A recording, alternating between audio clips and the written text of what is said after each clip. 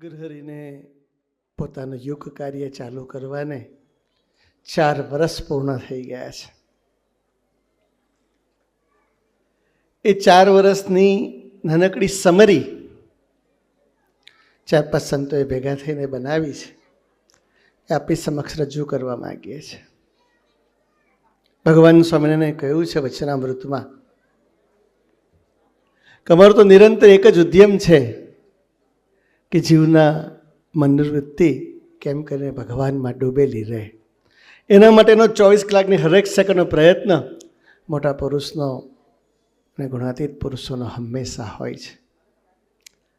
પ્રબોધ સ્વામીજીના આ 4 વર્ષની સમરીનો વિચાર કરીશું તો આપણને ખ્યાલ આવશે. મને થોડા સમય પહેલાં એક યુવાન મિત્ર મળ્યા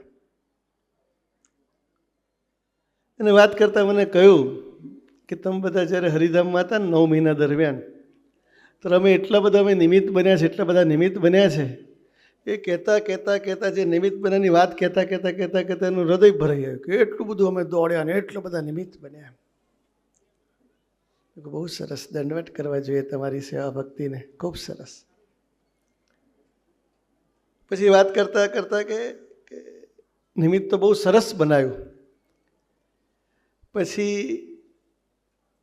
તમે બધા બહાર આવી ગયા, બહુ સરસ મોમેન્ટમ ચાલુ થઈ ગયું. પછી જોઈએ એવું ઇમ્પોર્ટન્સ મળતું નથી. એનું દુઃખ પણ પેલું નિમિત્ત બન્યા કરતાં વધારે દુઃખ હતું એનું.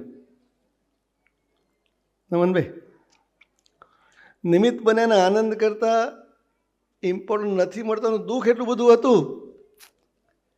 એટલે એ વિચાર ઉપરથી મને વિચાર આવ્યો કે આ 4 વર્ષની જે સમરી છે ને એ આપણે આત્મસાત કરવા જેવી છે. હરિપ્રસાદ સ્વામીજી એવું કહેતા, પ્રબોધ સ્વામીને અનેક ગુણોનું દર્શન અનેક વખત એમને કરાવ્યું છે, પણ પ્રબોધ સ્વામીજી કેવું પાત્ર છે કે 24 કલાકની હરેક સેકન્ડ તારે લઈને હું ને તુહીની મંગલકારી ભાવનાથી જીવે છે. આ વસ્તુ આપણને જો સંપૂર્ણ નહીં સમજાય તો હું તો નિમિત્ત માત્ર સૂત્ર આપણા જીવનમાં ક્યારેય આત્મસાત નહીં થઈ શકે. મધ્ય 41 દુનિયાથી આપણે ઘણા બધા દૂર જતા રહીશું. આત્મીયતાની ખેતી કરતાં ક્યારેક અહંકારની ખેતી થઈ જશે, એવી પરિસ્થિતિ થઈ જશે. સંબંધ વધારાની જગ્યાએ ભગવાન સાથે બીજી કોઈ જગ્યાએ સંબંધ વધી જશે, એવી પરિસ્થિતિ નિર્માણ થશે. પ્રબોધ સ્વામીજી આ 4 વર્ષમાં જે યોગ કાર્ય કર્યું છે એ નાનકડી સમરી. આપણને અત્યારે એવું કહે કે સ્વામીજીએ કેટલા નાના મોટા મંદિરોમાં અને સેન્ટરોમાં મૂર્તિ પ્રતિષ્ઠા કરી, તો આપણે ગણવા બેસીએ તો 1 2 3 4 5 6 એટલેથી અટકી જઈએ. હું એકવાર ગણતરી કરવા બેઠો તો મને 6 વસ્તુ યાદ આવી. એમ 7મી વસ્તુ માંડ દાખલો કરો તો યાદ આવી. એટલે આ સમરી કરવી બહુ જરૂરી છે. 13/11/2022 સેમ એ જ વર્ષે 7 મહિના પછી, પોણા 7 મહિના પછી નડિયાદ પાસે હાથજ આવેલા ગામમાં એક નાનકડા પ્રાર્થના હોલમાં સ્વામીજીએ સૌથી પહેલી મૂર્તિ પ્રતિષ્ઠા કરી. સૌથી પહેલી. ગરીબ ભક્તો, દરરોજ જે મજૂરી કરીને પોતાનું ગુજરાન ચલાવે એવા રોજનું રોજ કમાઈ અને જમે એવા ગરીબ ભક્તોએ એક નાનકડો પ્રાર્થના હોલ બનાવ્યો. અને પ્રબોધ સ્વામીજી જે હૈયર વિશે આનંદ હતો કે ન્યુયોર્કના મેનહટનમાં જ્યારે મૂર્તિ પ્રતિષ્ઠા કરવા જતા હોય ને એટલો આનંદ હતો, કારણ કે ભક્તોનું દિલ એવું હતું, અંતરની અમીરાત એવી હતી. પોતાનું સર્વસ્વ સમર્પિત કરી દઈ અને એ ભક્તોએ એ સેવા ભક્તિ અદા કરી હતી. એ જ ભક્તોએ બીજી એક મૂર્તિ પ્રતિષ્ઠા કરી 10/3/2024 નડિયાદની બાજુમાં ચકલાસી ગામમાં, એનાથી સારો થોડા મોટા હોલમાં બીજા મંદિરની મૂર્તિ પ્રતિષ્ઠા કરી. નડિયાદ ઝોનમાં 2 જગ્યાએ મૂર્તિ પ્રતિષ્ઠા થઈ. ત્રીજી મૂર્તિ પ્રતિષ્ઠા 12/8/2023 શિકાગોની ધરતી પર થઈ મૂર્તિ પ્રતિષ્ઠા. શિકાગોના ભક્તોએ આપણું આ બાયફર્કેશન થયા પછી પોતાની સભા કરવા માટેનો કોઈ પ્રાર્થના હોલ કે સેન્ટર માટેની જગ્યા શોધવા માટે લગભગ 150 થી 200 જગ્યાઓ શોધી, પણ કોઈ જગ્યાએ આ વસ્તુનું કન્ફર્મેશન ના મળે. આપણે જોઈએ છે એવી લિમિટેડ સ્પેસ ના મળે અને એટલી આપણો ક્રાઇટેરિયા બધા સેટિસ્ફાય ન થાય. ટૂંકમાં પ્લાનિંગ પરમિશનની બહુ તકલીફ, એટલે ચર્ચ મળી જાય તો ખૂબ સારું, એના માટે પણ ખૂબ પ્રયત્ન કર્યો, એ ના થયું. એટલે એક દિવસ પ્રબોધ સ્વામીજી પાસે ગયા અને પ્રબોધ સ્વામીને પ્રાર્થના કરી, આખી પરિસ્થિતિની પ્રાર્થના કરીએ કે યુવા સમાજની રક્ષા થઈ જાય એટલા માટે કૃપા કરવી પડે. પ્રભુ સ્વામી કે ચર્ચ બંધ થયું કે સ્કૂલ શોધો ને આપણે, કે એટલી એક હિન્ટ આપી અને થોડા જ દિવસોમાં આપણને એક ચર્ચ મળ્યું, અરે એક સ્કૂલ મળી. કોઈને ખબર નહોતી ત્યારે, પણ એ પ્રાર્થના કરીને ગયા પછી પ્રભુ સ્વામી ગાડીમાં એક લીટી ઉચ્ચારી હતી કે આ ભક્તોની ખૂબ મહેનત છે, ગુરુભક્તિ અદા કરવાને નિમિત્ત બનવાનો ખૂબ ભાવ છે, એટલે એમને કલ્પના નહીં કરી એવું સેન્ટર હરિપ્રસાદ સ્વામી જમીનમાંથી ઊભું કરશે, એમને કશું નહીં કરવું પડ્યું, તૈયાર સેન્ટર મળી જશે. અને થોડા જ દિવસમાં એક મોન્ટેસરી સ્કૂલ આપણને જ્યુઈશની મળી ગઈ. એમાં એવી રીતે મૂર્તિ પ્રતિષ્ઠા થઈ, ખાલી આપણે ઠાકોરજીનું મંદિર લઈને જવાનું, એ સિવાયની તમામ વસ્તુ હાજર. એમ મોટા પુરુષ બોલે એ બધી જ વસ્તુ તરત સાકારિત થાય છે. અને પછીની મૂર્તિ પ્રતિષ્ઠા થઈ 30/8 લંડનના હેરો મંદિરમાં મૂર્તિ પ્રતિષ્ઠા થઈ. બ્રહ્મવિહારી સ્વામીજી ત્યાં હતા, એટલે એનો ઇતિહાસ તો આપણે બધો ખબર જ છે, એટલે એની ડિટેલ વાત નથી કરવી. એના પછીના વર્ષે આ જ હરિભાઈ પ્રદેશના ભક્તોએ સરસ ભક્તિ અદા કરી અને બોપલમાં આપણે મૂર્તિ પ્રતિષ્ઠા કરી. એના પછીના દિવસે, એના પછીના મહિનામાં 17/4/2024 ભુજ મંદિરમાં મૂર્તિ પ્રતિષ્ઠા મહોત્સવનો કાર્યક્રમ થયો, જ્યાં આગળ પહેલી વખત અક્ષર પુરુષોત્તમ મહારાજ રાધાકૃષ્ણદેવ ગુરુ પરંપરાની મૂર્તિઓ પ્રસ્થાપિત થઈ. એવા ભુજ મંદિરમાં એ વસ્તુ થઈ. ત્યાર પછી 4/8/2024 જે પ્રબોધ સ્વામીજીનું સંકલ્પનું મંદિર, કે જેની જમીન પ્રસ્તાવ લેવાથી લઈને સંપાદિત કરવાથી લઈને આખા મંદિરની સંપૂર્ણ ડિઝાઇન એક જ આર્કિટેક્ટે કરી હોય, અને આર્કિટેક્ટ કે કન્સ્ટ્રક્શનની સંપૂર્ણ જવાબદારી, સંપૂર્ણ ધ્યાન રાખ્યું હોય, ખરડાથી લઈને કન્સ્ટ્રક્શન થવા સુધી અને મૂર્તિ પ્રતિષ્ઠા સુધીમાં મૂર્તિ ટાઈમે પહોંચાડવા સુધીની જવાબદારી લીધી હોય એવું એક મંદિર એટલે હ્યુસ્ટન મંદિર, જે પ્રબોધ સ્વામીના સંકલ્પ મંદિર. A to Z બધી જ ડિઝાઇન એમણે જાતે કરી છે. ક્યાં શું કરવું, ઠાકોરજી ક્યાં પધરાવવા, કેટલો હોલ કરવો, સભાનો હોલ કેવી રીતે કરવો, બધી જ ડિઝાઇન પ્રબોધ સ્વામીજીએ કરી હતી. બીજી 17/8 ફરી એક વખત હરિભાઈ પ્રદેશના ભક્તો ખૂબ અદ્ભુત રીતે નિમિત્ત બન્યા 2024માં, અને શૈલા અમદાવાદ મંદિરની અહીંયા સરસ રીતે કાર્યક્રમ થયો. અને 17/2/2026ના રોજ ઓકલેન્ડ ન્યૂઝીલેન્ડમાં ખૂબ ભક્તિપૂર્ણ હૃદયથી ખૂબ સુંદર એક કાર્યક્રમ થયો અને મૂર્તિ પ્રતિષ્ઠા મહોત્સવ. ટોટલ 10 મંદિરને પ્રાર્થના હોલમાં મૂર્તિ પ્રતિષ્ઠા મહોત્સવ 4 વર્ષના ટૂંકા સ્પાનમાં પ્રબોધ સ્વામીજીએ કર્યા. અને બીજા કેટલા બધા મંદિરોની મૂર્તિ પ્રતિષ્ઠાના લાઇનમાં છે. આપણે બીજા શાંતિથી વિચાર કરીએ કે એક ઘરમાંથી 2 ઘર કરતાં જિંદગી પૂરી થઈ જાય છે, એકમાંથી 2 ગાડી કે એકમાંથી 2 ઓફિસ કરતાં કેટલી જિંદગી પૂરી થઈ જાય છે આપણને ખબર છે. આ વાત કરી લે, નાનકડી બીજી વાત કરું કે એ આવશે જ આ મુદ્દામાં, બીજા મુદ્દામાં, પણ વચ્ચે મને યાદ આવી ગયો કે આપણે લાસ્ટ યર શરદ પૂર્ણિમાના દિવસે હરિપ્રબોધમ ધામનું ભૂમિપૂજનનો કાર્યક્રમ કર્યો હતો, આપણને ખ્યાલ આવ્યો હતો. બહુ ભક્તિપૂર્ણ હૃદયથી ખૂબ સુંદર કાર્યક્રમ થયો કે 31-32 હજાર જેટલા ભક્તો તો મહાપૂજામાં બિરાજમાન થયા, અને બીજા બધા ભક્તો આવ્યા હોય જુદા. પ્રદેશના ભક્તોને ધન્યવાદ છે. અઠવાડિયે 10 દિવસ માટે, ઘણા ભક્તો 4 દિવસ માટે આવી અને અદ્ભુત સેવા ભક્તિ અદા કરી. એની તો આખી જિંદગી યાદ રહી જાય એવો ઇન્સિડન્સ બન્યો. પ્રભુશ્રી અનેક વખત પ્રવચનમાં પણ પોતે વાત કરી કે સંતો ભક્તોએ ખૂબ સુંદર સેવા ભક્તિ કરી, વિપરીત પરિસ્થિતિને પણ અક્ષરધામનો હાઈવે માની અને સેવા ભક્તિ અદા કરી, અને ખૂબ સુંદર કાર્યક્રમ થયો. આપણે બધાને ખ્યાલ છે. તો એ કાર્યક્રમ સંપન્ન થયા પછી બધા 200-250 જેટલા સારા VIPsને ત્યાં બોલાવ્યા હતા. એમાં 2 વ્યક્તિ એક જ ગાડીમાં, પહેલી વખત ઇતિહાસ છે કે 5 ન્યૂઝપેપરના નિવાસી તંત્રીઓ એક જ ગાડીમાં આવ્યા છે એ ફંક્શનમાં. એ અત્યાર સુધીનો ઇતિહાસ હશે કદાચ. પહેલી વખત 5 આવ્યા હતા. અને પાછા જતી વખતે ભેટીને એમને સ્ટેજ ઉપરથી જતી વખતે મૂકવા ગયો, એમને થોડુંક વહેલા નીકળ્યું હતું, એટલે જમવાનું તો આપણે ફૂડ પેકેટ હતું, એ ફૂડ પેકેટ એમને હાથમાં આપ્યા. ત્યારે ભેટી અને એમાં સૌથી ઉંમરલાયક વ્યક્તિ હતા વિનોદ કાકા, જે ગુજરાત સમાચારના નિવાસી તંત્રી છે. અને પહેલી લીટી એવું બોલ્યા કે ગુરુ, હવે એવું લાગે છે કે હરિપ્રસાદનું યોગ કાર્ય પ્રબોધ સ્વામી દ્વારા ખીલી ઉઠશે. કે આ પહેલી લીટી એ બોલ્યા. અને બીજી વાત, બીજા એક તંત્રી એવું બોલ્યા કે 3 વર્ષમાં આવું કમબેક, 3 જ વર્ષમાં આવું કમબેક અમે ઇતિહાસમાં જોયું નથી. મેં કહું હવે જે કંઈ થશે ને ઇતિહાસમાં ક્યારે નહીં થયું હોય એવું જ થવાનું છે, એવો અમારા ગુરુ હરિના આશીર્વાદ છે. ત્રીજી વસ્તુ આપણે જોઈએ તો હવે કેટલા ઉત્સવ ખૂબ મોટા થયા, કેટલી શિબિરો થઈ અને દીક્ષાવિધિના કાર્યક્રમો થયા.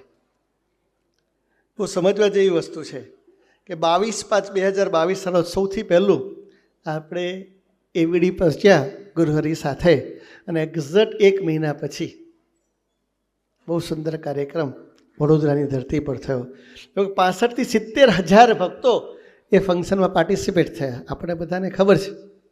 બહુ સુંદર કાર્યક્રમ થયો.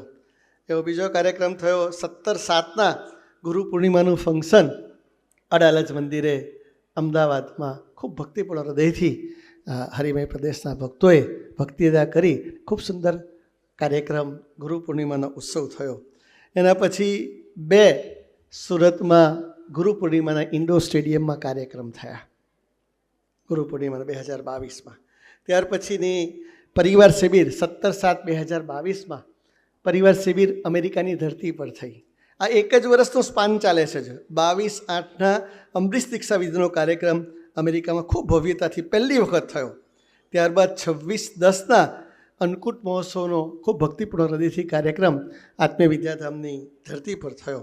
ત્યાર પછીનો મોટો કાર્યક્રમ, આ બધા જ કાર્યક્રમો છે જે કે ઉત્સવો છે એ મુખ્ય કાર્યક્રમોને ખાલી હાઇલાઇટ કહેવા માગીએ છીએ. આપણે કદાચ 2 જગ્યાએ સભા કરવા માટે ગયા, 2 ઉત્સવો કર્યા, આપણે ક્યારેય એવો વિચાર ના આવે, ક્યારેય નહીં કે હું ખૂબ નિમિત્ત બન્યો. પ્રભુ સ્વામીએ જે યોગ કાર્ય કર્યું છે, પ્રભુ સ્વામી તારે લઈને હુંની ભાવનાથી જે જીવન જીવે છે, એના માટે આ સમરી સમજવી બહુ જ અનિવાર્ય વસ્તુ છે. આગળ સ્વામીજીએ 8/1/2023ના હરિપ્રબોધમ યુવા મહોત્સવ સૌથી પહેલો બરથાણાની ધરતી પર 1 લાખથી પણ વધુ ભક્તો પધાર્યા અને ખૂબ સુંદર કાર્યક્રમ પહેલી વખત ત્યાં થયો. 22/1/2023 આ બરથાણાની ધરતી પર જે હરિપ્રબોધમ યુવા મહોત્સવ થયો એમાં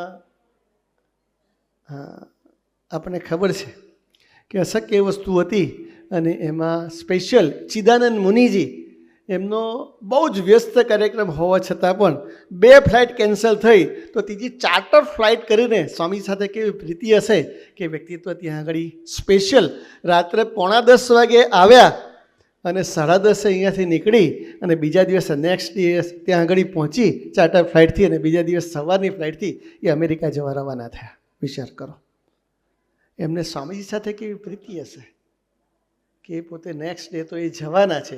એક વાર ટિકિટ એક્સચેન્જ કરાવી, આગલે દિવસ જવાના હતા, એમને સમજવામાં ભૂલ થઈ, ટિકિટ એક્સચેન્જ કરાવી, રાત્રે 1:30 વાગે પહોંચ્યા પોતાના આશ્રમમાં અને બીજા દિવસ સવારની ફ્લાઇટ લઈ અને એ પોતે દિલ્હી પહોંચ્યા અને સાંજની ફ્લાઇટથી અમેરિકા જવા માટે નીકળી ગયા. પણ એમને પ્રબોધ સ્વામીજીને એ આવ્યા ત્યાં પ્રબોધ સ્વામી પંચાંગ એમને પ્રણામ કર્યા. પ્રબોધ સ્વામી એકબીજાને બહુ પ્રેમથી હગ કર્યું અને પ્રબોધ સ્વામી એમના પોતાના આસન પર બિરાજમાન એમને કહ્યું, ખાલી આટલો જ આત્મીય સ્પર્શ. ત્યાં પ્રભુ સ્વામીએ કહ્યું કે ધરતી પર ઘણા બધા સંતો જોયા પણ આ પુરુષ એમની જે દાસત્વ છે, એમની જે સાહસતા છે, કેટલી બધી પ્રબોધ સ્વામીજીની એમને સ્પર્શી ગઈ હશે. ત્યારે એમને કહ્યું કે આ પ્રબોધ સ્વામીજીમાં રહીને યોગ કાર્ય હરિપ્રસાદ સ્વામીજીનું થઈ રહ્યું છે. આપણે આ બધી વસ્તુ આપણને જે પુરુષની પ્રાપ્તિ થઈ છે એ પુરુષના જીવનનું દર્શન કરીએ. એના પછીનો મોટો પ્રોગ્રામ ન્યૂઝીલેન્ડમાં સ્વાગત સભા થઈ અને ગુરુભક્તિ મહોત્સવનો કાર્યક્રમ થયો 23/4ના. 8/7/2023ની પરિવાર સભા ખૂબ મોટા પાયા પર 5,000 જેટલા ભક્તોની પરિવાર સભા શિબિરનો કાર્યક્રમ કોલંબસની ધરતી પર થયો. 18 થી 20 ઓગસ્ટ દરમિયાન ભક્તિ ઉત્સવનો અને પરિવાર શિબિરનો ખૂબ ભવ્યતાથી અને પહેલી અદ્ભુત ગુરુભક્તિ અદા કરતો કાર્યક્રમ એ કેનેડાની ધરતી પર થયો. ત્યાર પછીની અમરીશ દીક્ષા વિધિના ઇન્ડિયામાં કાર્યક્રમ ચાલુ થયા એ 10મા મહિનામાં 28/10ના અમરીશ દીક્ષા વિધિના કાર્યક્રમ રાજકોટની ધરતી પર થયા. સરસ સામે એક સરસ પ્રસંગ કહ્યો હતો આ વાત કરતાં કરતાં કે એક દીકરાને એવું થયું કે અમરીશ શિબિરનો લાભ, અમરીશ દીક્ષા વિધિનો લાભ મને મળે છે, મારી જિંદગીનું બહુ મોટું ભાગ્ય છે, પણ મને પરમેનન્ટ ને શાશ્વત સ્મૃતિ મળે એ મેં દિલથી અંતરથી એકરાર કરતો હતો, પ્રાર્થના કરતો હતો. અને એ પ્રાર્થનાના દિવસે જે દિવસે દીક્ષા વિધિનો કાર્યક્રમ હતો એ દિવસે એ દિલથી પ્રાર્થના કરીને સૂઈ ગયો હતો કે સ્વામીજી મને સ્પેશિયલ સ્મૃતિ આપજો, મારી જિંદગીના લગ્નનો અવસર છે, એવું કહ્યું તો ખોટું નથી. એ દિવસે લાઇનસર બધાને બેસાડ્યા અને જ્યારે 2 જણ દીક્ષા વિધિનો કાર્યક્રમ ચાલુ કરવાનો તો એ બીજી લાઇનમાં હતો. પહેલી લાઇનના ભક્તોને એનાઉન્સમેન્ટ થયું કે તમે લાઇનમાં ઊભા રહો. એ લોકો વાતો કરે ક્યાંથી ચાલુ કરે વિચાર કરતા હતા. એટલે બીજી લાઇનના પેલો ભગત ઊભો થયો અને સૌથી પહેલી દીક્ષા ઇન્ડિયાની ધરતી પર પ્રબોધ સ્વામી પાસે લેવાનું સદભાગ્ય એ દીકરાને પ્રાપ્ત થયું. પ્રબોધ સ્વામી એવી અમી દ્રષ્ટિ કરી અને આખી જિંદગીની પરમેનન્ટ અને શાશ્વત સ્મૃતિ મળી ગઈ. એવી પરમેનન્ટ અને શાશ્વત સ્મૃતિ આપવા માટે પ્રબોધ સ્વામી આપણા સૌની વચ્ચે પધારી રહ્યા છે. એ વસ્તુ આપણે ક્યારેય ભૂલવાની નથી. એના પછી સ્વામીજીએ બીજી દીક્ષા આપી. પ્રબોધ સ્વામીજી આપણને દશેરાના દિવસે શરદ પૂર્ણિમાનો બહુ મોટો કાર્યક્રમ રાજકોટની ધરતી પર થયો. ત્યાર પછીની અમરીશ દીક્ષા વિધિ ભરથાણાની ધરતી પર થઈ અને ત્યાર પછી આપણને સૌને ફરી એક વખત નિમિત્ત બનવાનું સદભાગ્ય ઓગણજની ધરતી પર આપણને હરિપ્રબોધમ યુવા મહોત્સવ ઉજવવાનું સદભાગ્ય પ્રાપ્ત થયું છે. આ ખાલી 1.5 વર્ષના ટૂંકા સ્પાનમાં કેટલા બધા કાર્યક્રમો પ્રબોધ સ્વામીજીએ કર્યા છે. એથી આગળ વધતા પ્રબોધ સ્વામીજીએ અમરીશ દીક્ષા વિધિનો કાર્યક્રમ 14/1/2024ના રોજ મુંબઈની ધરતી પર થયો. પછી દીક્ષા વિધિનો કાર્યક્રમ એવડીની ધરતી પર થયો. પછી દીક્ષા વિધિનો કાર્યક્રમ નાગપુરની ધરતી પર થયો. બહુ લિમિટેડ ભક્તો હતા, પણ એ ભક્તોએ અદ્ભુત ગુરુભક્તિ અદા કરી અને ખૂબ સુંદર કાર્યક્રમ ત્યાં કર્યો. ત્યાર પછીના 3 કાર્યક્રમ એવડીની ધરતી પર ખૂબ સુંદર થયા. એક પહેલો ફૂલદોલ ઉત્સવનો કાર્યક્રમ એવડીની ધરતી પર થયો. ત્યાર પછી જલજીની એકાદશીનો કાર્યક્રમ એવડીની ધરતી પર થયો અને ત્યાર પછી શરદ પૂર્ણિમાનો કાર્યક્રમ ખૂબ ભક્તિપૂર્ણ હૃદયથી એ 3 કાર્યક્રમ આત્મવિદ્યાધામની ધરતી પર થયા. ત્યાર પછીનો કાર્યક્રમ 5/1/2025ના હરિપ્રબોધમ યુવા મહોત્સવ લાસ્ટ યર આપણે ભરૂચની ધરતી પર એ કાર્યક્રમ થયો. હુંમાંથી તુની યાત્રા કરવાનો 1.25 લાખ જેટલા ભક્તોના સાનિધ્યમાં મિલિંદભાઈ અને હરિશરણ સ્વામીજીએ અનુપમ ગુરુભક્તિ અદા કરી એ ખૂબ સુંદર કાર્યક્રમ ત્યાં થયો. ત્યાં પછી અમારા હરિપ્રબોધમ પરિવારના સ્ટાફના મુક્તો એવડીના એની એક શિબિર સ્ટેચ્યુ ઓફ યુનિટી યોજાઈ. ત્યાર પછી સ્વામીજીએ પંજાબ, સૌરાષ્ટ્ર અને સુરતની યાત્રા કરી અને સુરતની યાત્રા કર્યા બાદ સ્વામીજીએ વૈશાખ સુદ દસમનો કાર્યક્રમ ખૂબ ભક્તિપૂર્ણ હૃદયથી એવડીની ધરતી પર થયો. પછી વિદેશ યાત્રાએ પધાર્યા. પરિવારની શિબિર 6ઠી જુલાઈએ ત્યાં કરી અને ત્યાર પછી 12મી જુલાઈએ વિનીપેગની ધરતી પર કેનેડાની ધરતી પર મૂર્તિ પ્રતિષ્ઠાનો કાર્યક્રમ બહુ લિમિટેડ ભક્તો છે પણ ખૂબ ભક્તિપૂર્ણ હૃદયથી એ કાર્યક્રમ જુલાઈ મહિનામાં વિનીપેગની ધરતી પર થયો. ત્યારબાદ 16, 17, 18 ઓગસ્ટના હરિભક્તિ મહોત્સવ ન્યૂજર્સી મંદિરે થયો. ન્યૂજર્સી મંદિરમાં મૂર્તિ પ્રતિષ્ઠા મહોત્સવનો કાર્યક્રમ ત્યાં પણ ખૂબ ભક્તિપૂર્ણ હૃદયથી થયો. પાછા પધારતા સ્વાગત સભા દશેરાનો કાર્યક્રમ ખૂબ સરસ રીતે એવડીની ધરતી પર થયા અને આપણે સૌને ખ્યાલ છે કે ત્યાર પછીનું આપણે હમણાં જ સંભાળ્યું એ શરદ પૂર્ણિમાના દિવસે આપણે સૌને હરિપ્રબોધમ ધામનું ખાટમુહૂર્તના કાર્યક્રમમાં આપણને જવાનું સદભાગ્ય પ્રાપ્ત થયું. ત્યાર પછી છેલ્લી ઐતિહાસિક યાત્રા સ્વામીજીએ 6 દિવસની યાત્રા કરીને New Zealand, Australia, Fiji, Bangkok, Hong Kong અને સિંગાપુરની એ 6 દિવસની યાત્રા કરીને સ્વામીજી પધાર્યા. ન્યૂઝીલેન્ડના ભક્તોએ અનુપમ ગુરુભક્તિ અદા કરી. બધા પ્રસંગો આપણે સાંભળેલા છે, પણ એ ગુરુભક્તિ અદા કરી એ ગુરુભક્તિમાં એ ભક્તોએ પોતાનું સર્વસ્વ સમર્પિત કરી અને ભક્તિ ઉત્સવ તો ઉજવ્યો. અને થોડા દિવસ પછી જ અશોકભાઈના પ્રાગટ્ય દિન નિમિત્તે જે સ્વીકાર પર્વ કર્યો એમાં પણ અદ્ભુત રીતે એ લોકોએ બીજો ભક્તિ ઉત્સવની પરાભક્તિ ઉત્સવ સ્વીકાર પર્વ ઉજવ્યો અને પોતાનું સર્વસ્વ બધા જ આધાર છોડીને ભગવાનના આધારે જીવવાનો અનુપમ સંકલ્પ કર્યો. આ છે પ્રબોધ સ્વામીની 4 વર્ષની યાત્રાની નાનકડી ગ્લિમ્સ. આ મોટા પુરુષના જીવનને, યોગ કાર્યને કે એની યાત્રાને તો આપણે કેવી રીતે વર્ણવી શકીએ? મહાસાગરમાંથી આચમન કરીએ એવું છે. પણ આ વસ્તુને નિરંતર આપણે સંભાળ્યા કરીશું તો આપણે મિશન ડબલમાં સહભાગી થવા માટે આપણને ખૂબ બળ મળશે. પ્રભુ સ્વામી એવું કહ્યું કે 5 વર્ષમાં મારે 25 વર્ષનું કામ કરવું છે. 5 વર્ષ સુધી કોઈ મને પ્રાર્થના કરવા માટે પણ ના આવે, પણ એ 5 વર્ષમાં 25 વર્ષનો કાર્યક્રમની ઝાંખી કહીએ તો 25 વર્ષ કરતાં આપણે વિશેષ કામ પ્રબોધ સ્વામીએ કરી દીધું છે. એથી સૌથી મોટું કામ તો આપણને હરિપ્રસાદ સ્વામીજીની ક્યારેય ખોટ સાલવા દીધી નથી.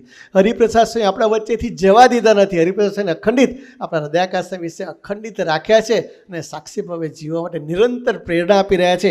એથી મોટું યુગ કાર્ય તો બ્રહ્માંડમાં હોઈ શકે જ નહીં. અને એ કાર્ય જે પ્રબોધ સ્વામી જે કર્યું છે એ કાર્યનું ક્યારેય વર્ણન થઈ શકે એવું નથી. એવું અભૂતપૂર્વ કાર્ય પ્રબોધ સ્વામીજીએ કર્યું છે. હમણાં જ સ્વામીજી 7 દિવસની યાત્રાએ સુરત પધાર્યા હતા, ત્યારે સાથે રહેવાનું સદભાગ્ય પ્રાપ્ત થયું હતું. સુરતના ભક્તોએ પણ અદ્ભુત ગુરુભક્તિ અદા કરી. ખૂબ સુંદર. સર્વમ સ્વામીએ 3 સભાનું આયોજન કર્યું હતું. એ 3 સભામાં એ લોકોને 5,000 ભક્તોનો ટાર્ગેટ આપ્યો હતો. એ લોકો માટે લૌકિક દ્રષ્ટિએ જોઈએ તો બહુ અશક્ય વસ્તુ હતી, એક મંડળ સિવાય બાકીની 2 સભા માટે. પણ એ ભક્તોએ એટલી બધી અદ્ભુત ગુરુભક્તિ અદા કરી, જે ગુરુભક્તિ આપે 3 દિવસ દરમિયાન આપે અદા કરવાના છે. એણાસણ, વસ્ત્રાલ ઓડિટોરિયમ અને ત્રીજું 19 સર્કલ પાસે. એ 3 આપ પણ સભા સૌ ભક્તો અદ્ભુત રીતે કરવાના છે. એ ભક્તોએ જે ભક્તિ અદા કરી છે, બહુ અનુપમ ભક્તિ અદા કરી છે. ત્યાર પછી એ બધા ભક્તોએ ભેગા મળી નક્કી કર્યું, ખાલી એક પ્રદેશના ભક્તોએ નક્કી કે અમારે ભક્તિ ઉત્સવ ઉજવવો છે. એવો સંકલ્પ કર્યો પ્રબોધ સ્વામી પાસે. અને સર્વમ સ્વામી હમણાં જ વિચરણમાં જતાં પહેલાં પ્રબોધ સ્વામી પાસે પ્રાર્થના કરવા ગયા હતા કે આપ સાથે રહેજો, ભક્તિ ઉત્સવનો સંકલ્પ કર્યો છે, અમારા બધાના હૈયા વિશે ઉમંગ પૂરજો, અમને નિમિત્ત બનવાનું સદભાગ્ય આપજો, એવી પ્રાર્થના કરી અને સર્વમ સ્વામી વિચરણમાં પધાર્યા. ત્યારે હમણાં મને ફોટોગ્રાફ એમને મોકલ્યા છે. એક ગભેણીના એક કાર્યકર્તા છે, પંકજભાઈ ખલાસી કરીને કાર્યકર્તા છે. આમ સીધું ઘર છે, એકે પાર્ટીશન નથી, એકે સોફો નથી, એકે સારો પલંગ નથી, એકે ઓશીકું સારું નથી, એવું વસ્તુ છે. આમ આપણી જે કાર્પેટ છે ને એને સહેજ મોટી જગ્યા છે, એ જેમનો લિવિંગ રૂમ, એ જેમનો બેડરૂમ, એ જેમનો ડાઇનિંગ રૂમ, જે કંઈ ગણો એ આટલીથી, અને સહેજ મોટી જગ્યા હશે, એ આટલી જગ્યા હશે કદાચ.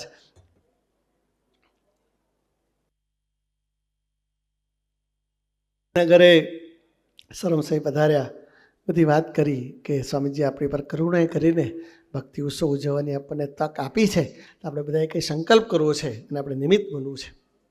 2 વાત બહુ અદ્ભુત કરી, આપણને આદર્શ રાખવા જેવી વાત કરી.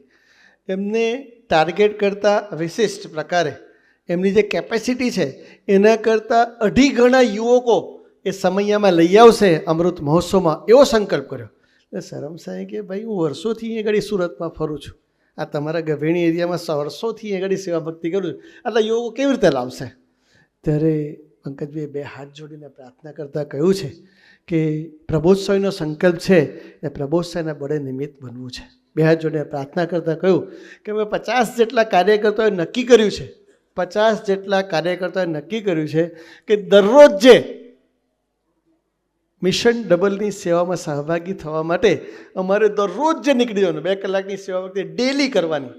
બીજી વાત કરી કે જેટલા સગા સંબંધી છે, જેટલા મિત્ર મંડળ છે, જેટલા અમારી સાથે નોકરીને ધંધાથી જોડાયેલા વ્યક્તિત્વ છે, એ બધાને ઘરે જઈને પ્રાર્થના કરવાની કે મારા દીકરાના લગ્નમાં તમે નહીં આવો તો ચાલશે, મારા દીકરાના લગ્નમાં નહીં આવો તો ચાલશે, પણ અમારા પ્રબોધ સ્વામીજીનો અમૃત મહોત્સવ ઉજવાય છે, જે અમારા આત્માના પરમાત્મા સાથેના મિલનનો અનુપમ અવસર છે, એમાં અમારે ગુરુભક્તિ અદા કરવી છે, તો અમારે અચૂક આવવાનું છે. રજિસ્ટ્રેશન અત્યારથી અમને અમૃત મહોત્સવનું રજિસ્ટ્રેશન ચાલુ કરી દીધું. વિચાર કરો, આ ભક્તોની ભક્તિની કલ્પના થઈ શકે એવી નથી. મને પ્રભુ સ્વામીમાં ખૂબ વિશ્વાસ છે કે મારે નિમિત્ત બનવું છે, એટલે પ્રભુ સ્વામી નિમિત્ત બનાવશે. તમે જ કથા વાર્તા એવું કહે છે કે પ્રભુ સ્વામીની ઘર જ એવી છે, પ્રભુ સ્વામીની કરુણા એટલી બધી વરસી રહી છે કે જેને ખરેખર નિમિત્ત બનવું છે એને ભગવાન 100% નિમિત્ત બનાવશે. તો મારે બનવું છે, મન નહીં બનાવે કે? આ વાત કરીને ત્યારે સર્વમ સાહેબ કે કોઈ કલ્પના વાત કરતા થઈ ગયો. બીજી પ્રસંગ સર્વમ સાહેબ મને હમણાં વોઇસ રેકોર્ડ કરીને મોકલ્યો, એ પણ બહુ આદર્શ રાખવા જેવો પ્રસંગ છે કે એક દીકરાને ત્યાં સર્વમ સાહેબ પધાર્યા અને એ દીકરો 6 મહિના એ પોતે દરિયામાં જઈ અને સ્ટીમરમાં એને સેવા ભક્તિ કરવાની હોય, ત્યાં નોકરી છે એની એમ, અને 6 મહિના એ નવસારીના આજુબાજુની એરિયામાં એ દીકરો રહે છે. એ કાર્યકર્તા જેવો દીકરો છે. એને ત્યાં સર્વમ સાહેબ પધાર્યા, બેઠા, જમ્યા અને ત્યાં થાળ કર્યો, પછી શાંતિથી બેઠા અને બધી આખી વાત કરી. એ દીકરો વિચારમાં હતો કે મારાથી સર્વમ સાહેબને મારે ના પાડવી જ નથી, મારાથી ના કેવી રીતે પડાય. એ પોતા માટે તો કશું કરતા નથી, પ્રબોધ સ્વામી માટે કહે છે મારે નિમિત્ત પણ બનવું છે, પણ ફિઝિકલી પરિસ્થિતિ જોતાં કોઈ પણ કાળે મારાથી આ સેવા ભક્તિ પૂરી થઈ શકે એવી 1% શક્યતા નથી, તો હું શું કરીશ?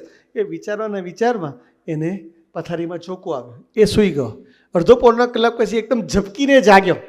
અડધો પોણો કલાક જ થયો હશે અને દીકરો ઝબકીને જાગી ગયો. જો ઝબકીને જાગ્યો કે એને જોયું તો પ્રબોધ સ્વામીજી એના પલંગ પર બેસીને પ્રભુ સ્વામી ધૂન કરતા હતા. એ તો આશ્ચર્ય કે ગુરુહરી તમે તમે તમે તો નીચાનો પગે લાગ્યો અને દંડવટ કરવામાં કે આપ ક્યારે પધાર્યા? તો કીધું સુવા ગયો અને ચિંતામાં હતો ને એટલે હું તને મળવા માટે આવ્યો કે છે. એટલે એ દીકરો તો રડવા જેવો થઈ ગયો એકદમ કે સ્વામીજી આપ કંઈ કૃપા કરો, કેમ ચિંતા કરે છે બહુ કે. એટલે એને આખી હિસ્ટ્રી કંઈક સર્વમ સ્વામી પધાર્યા હતા, જમ્યા, પછી અમારી સાથે ખાનગી બેઠા અને આવી બધી વાત કરી અને મારી આટલી સેવા ભક્તિ લખી કે. મારે સરમસાઈને ના નથી પડવું. તો કે મને તારી ભાવના ચોક્કસ ખબર છે, તને એવું લાગે તારી કેપેસિટી નથી, ચોક્કસ વાત છે? તો કે હા, પણ આપણે ભગવાનનો બળે પ્રાર્થના કરીશું તો ભગવાન આપણને નિમિત્ત બનાવશે. પ્રભુ સ્વામીજી એવું કહ્યું એમ. તો કે મારે નિમિત્ત બનવું જ છે, પણ મને નથી લાગતું કે આ સેવા ભક્તિ હું ચોક્કસ પહોંચી શકીશ એમ. પ્રભુ સાહેબ કે કોઈ જાતની તું ચિંતા ના કરીશ, કોઈ ચિંતા ના કરીશ. પછી સરવમસેના ગુણોનું દર્શન કરાવતા એમને એવું કહ્યું કે સાધુ જીવે છે કોના માટે? કે ભગવાન માટે જીવે છે. એને કોઈ સ્વાર્થ છે? તો કે ના, એ પરમાર્થનું કામ કરે છે. તો આપણે નિમિત્ત બનવું જોઈએ કે ના બનવું જોઈએ? તો કે હા, તું સહજતાથી નિમિત્ત બની શકીશ, ખાલી મારે નિમિત્ત બનવું છે એવો ભાવ રાખજે, બાકીનું બધું કામ ભગવાન કરી દેશે. વિચાર કરો, આપણે સેવા ભક્તિ કરીએ છીએ કે ભગવાન આપણા તંત્રમાં રહીને સેવા ભક્તિ કરાવે છે? આપણે તો ખાલી નિમિત્ત બનવાનું છે, બંસરી બનવાનું છે.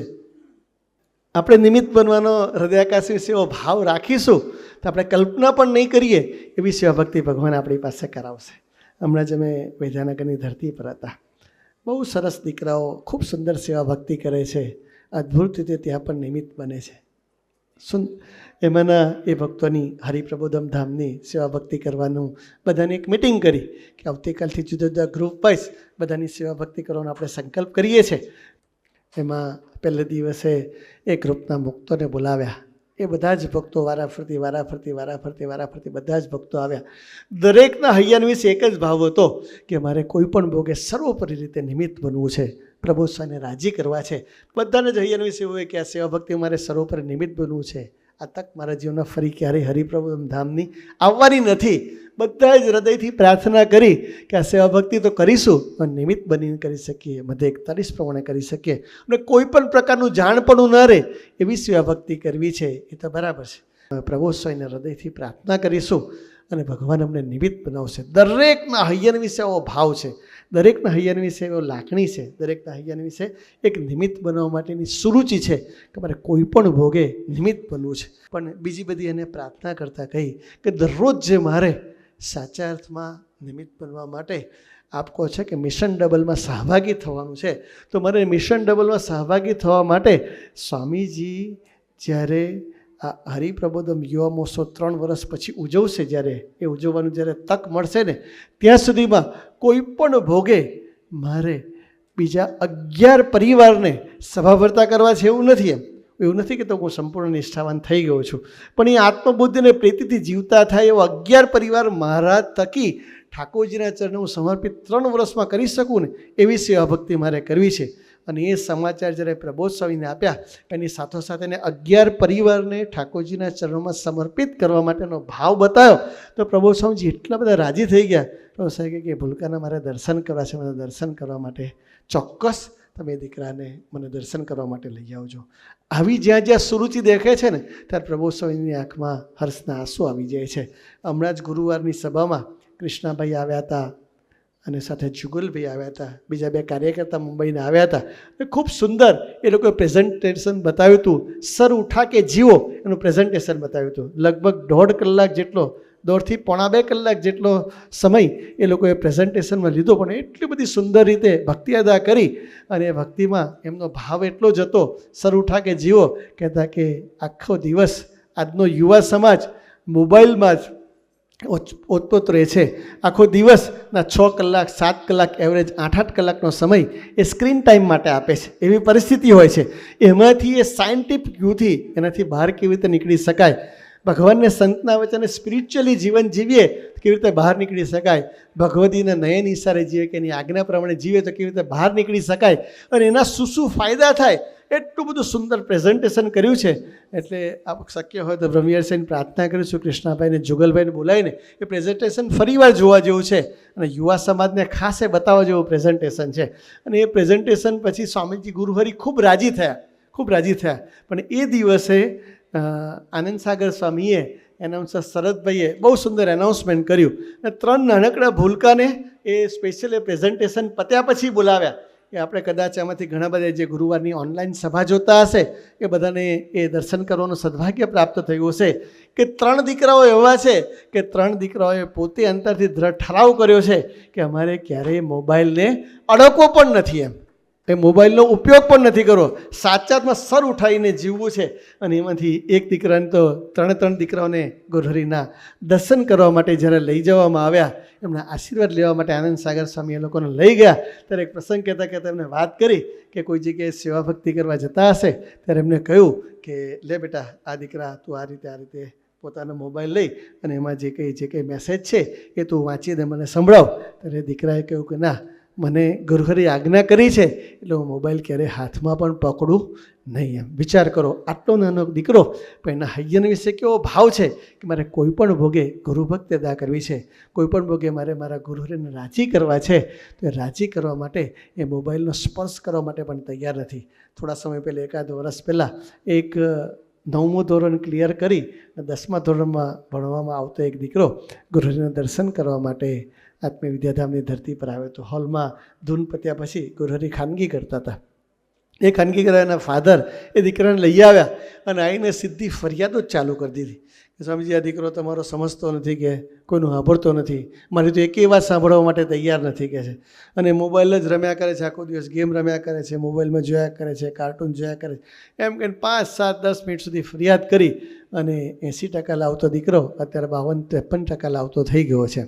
એમને હવે 10મું ધોરણ આવે છે, એને કંઈ શિખામણ આપો એમ કરીને એમને જે કંઈ ફરિયાદ કરવી ઘટે એ બધી ફરિયાદ એ દીકરાની ગુરુહરિ પાસે કરી.